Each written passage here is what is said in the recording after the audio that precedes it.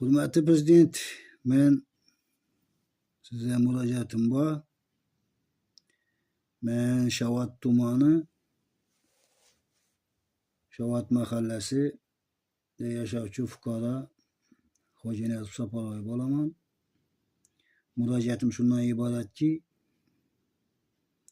men yashab kelayotgan imoratimni bog' qismi uchun ko'p yildan buyon imoratimni bog' qismini noqonuniy imorat solinganligi to'g'risida sobiq tuman prokurori Rustam Karimov tomonidan qurilgan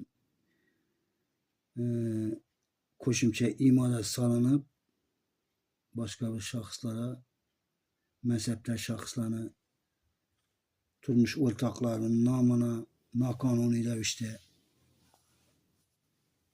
hujjat to'g'irlab sotilib ketganligi sababi bo'yicha shu imoratni qonuniy yoki noqonuniy solinganligi to'g'risida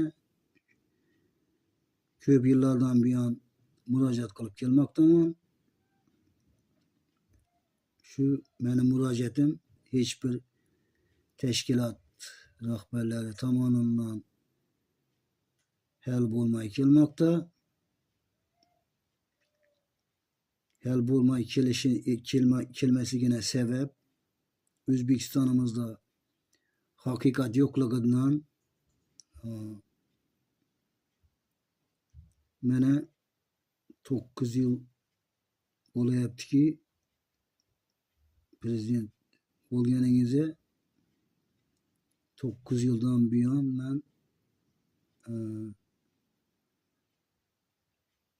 pochta orqali, prezident qabulxonasi orqali Toshkentdan yuborilgan xodimlarimiz orqali shaxsan o'zim Toshkentga borib qilib kelgan murojaatlarim orqali hech bir hal bo'lmayapti.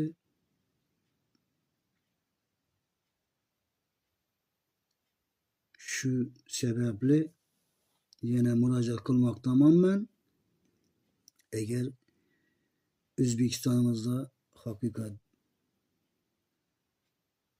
bo'lmas ekan, yo haqiqat yo'q bo'lsa, men O'zbekistonni haqiqat